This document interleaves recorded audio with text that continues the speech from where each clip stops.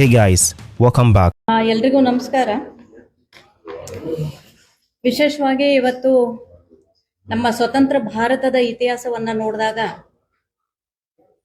ನಮ್ಮ ಭಾರತ ದೇಶಕ್ಕೆ, ನಮ್ಮ ಭಾರತದ ಅಭಿವೃದ್ಧಿಗೆ, ನಮ್ಮ ಭಾರತ ಮಾತೆಯ ಗೌರವವನ್ನ ಎತ್ತಿ ಹಿಡಿಯೋದನ್ನ ನೋಡಿದಾಗ ಸ್ವತಂತ್ರ ಭಾರತದ ಇತಿಹಾಸದಲ್ಲಿ ಅಟಲ್ ಬಿಹಾರಿ ವಾಜಪೇಯಿ ಅವ್ರನ್ನ ಬಿಟ್ರೆ ಇಂದಿನ ನಮ್ಮೆಲ್ಲರ ನೆಚ್ಚಿನ ಪ್ರಧಾನ ಮಂತ್ರಿಗಳಾದಂತ ನರೇಂದ್ರ ಮೋದಿಜಿ ಅವರ ನೇತೃತ್ವದಲ್ಲಿ ನಮ್ಮ ದೇಶದ ಇತಿಹಾಸ ಇಡೀ ಜಗತ್ತಿಗೆ ಪರಿಚಯ ಮಾಡಿಕೊಡುವಂತ ರೀತಿಯಲ್ಲಿ ಅನೇಕ ಸುಧಾರಣೆಯ ಕಾರ್ಯಕ್ರಮಗಳು ಇವತ್ತು 2014ರಿಂದ ನಾವು ನೋಡ್ತಾ ಇದ್ದೀವಿ. ಒಂದ್ ಮಾತು ಹೇಳ್ತಾರೆ, ಆನ್ ಬಾನ್ ಶಾನ್ ಅಂತ ಹೇಳಿ.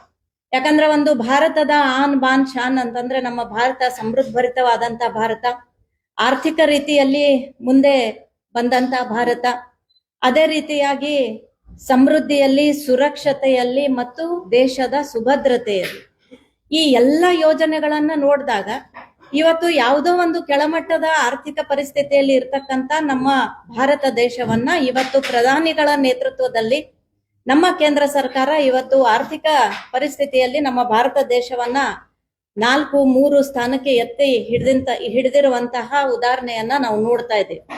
ಹಾಗಾಗಿ ಸುಮಾರು 2014ರಿಂದ 2025ರವರೆಗೆ ಅನೇಕ ತರದ ಬಿಲ್ಗಳನ್ನ ತಂದು ಸರ್ವಾಂಗೀಣ ಅಭಿವೃದ್ಧಿ ಅಂದ್ರೆ ಏನು ಅಂತಕ್ಕಂಥದ್ದನ್ನ ನಮ್ಮ ಪ್ರಧಾನಮಂತ್ರಿಗಳು ಇವತ್ತು ನಮ್ಗೆಲ್ರಿಗೂ ಅಷ್ಟೇ ಅಲ್ಲ, ನಮ್ಮ ದೇಶದ ಜನತೆಗಷ್ಟೇ ಅಲ್ಲ, ಇಡೀ ಜಗತ್ತಿಗೆ ತೋರಿಸ್ಕೊಟ್ಟಂತ ಉದಾಹರಣೆಯನ್ನ ನಾವು ಇವತ್ತು ನೋಡ್ತಾ ಇದ್ದೀವಿ. ಹಾಗಾಗಿ ಕಳೆದ ಬಾರಿ ಮೊನ್ನೆ ತಾನೇ ನಡೆದಂತ ಚಳಿಗಾಲದ ಒಂದು ಕೇಂದ್ರದ ಅಧಿವೇಶನ ಬಹಳಷ್ಟು ಮಹತ್ವಪೂರ್ಣವಾದಂತ ಒಂದು ಬಿಲ್ ಅನ್ನ ಸನ್ಮಾನ್ಯ ಮೋದಿಜಿ ಅವರ ನೇತೃತ್ವದಲ್ಲಿ ಇವತ್ತು ಆ ಬಿಲ್ ಅನ್ನ ಘೋಷಣೆ ಮಾಡ್ಲಾಯ್ತು.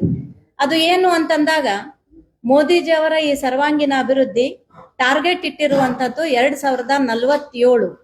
ಆ ವರ್ಷಕ್ಕೆ ನಮ್ಮ ದೇಶ ಸ್ವತಂತ್ರ ಆಗಿ 100 ವರ್ಷದ ಇತಿಹಾಸ ಇರುವಂತ ಸಂದರ್ಭದಲ್ಲಿ ನಮ್ಮ ಭಾರತ ದೇಶದ ಬೆನ್ನೆಲುಬು ಅಂತಂದ್ರೆ ಗ್ರಾಮೀಣ ಭಾಗ ಮತ್ತು ರೈತರು. ಯಾಕಂದ್ರೆ ಗಾಂಧೀಜಿ ಅವರ ಕನಸು ಕೂಡ ಇತ್ತು.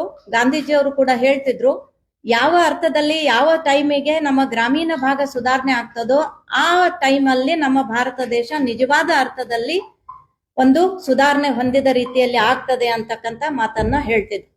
ಅದೇ ರೀತಿ ಸನ್ಮಾನ್ಯ ಮೋದಿಜಿ ಅವರು ಕೂಡ ಇವತ್ತು ಅನೇಕ ಬಿಲ್ಗಳ ಮುಖಾಂತರ ಇವತ್ತು ಒಂದು ಹೊಸ ಬಿಲ್ ಅನ್ನ, ಇದು ವಿಶೇಷವಾಗಿ ರೈತ ಕುಟುಂಬಕ್ಕೆ ಸಹಾಯವಾಗುವಂತ ರೀತಿಯಲ್ಲಿ, ರೈತರಿಗೆ ಸನ್ಮಾನ ದೊರೆಯುವಂತ ರೀತಿಯಲ್ಲಿ ಮತ್ತು ಗ್ರಾಮೀಣ ಭಾಗದ ಸರ್ವಾಂಗೀಣ ಅಭಿವೃದ್ಧಿಯ ರೀತಿಯಲ್ಲಿ ಇವತ್ತು ಬಿಲ್ ಅನ್ನ ತಂದ್ರು.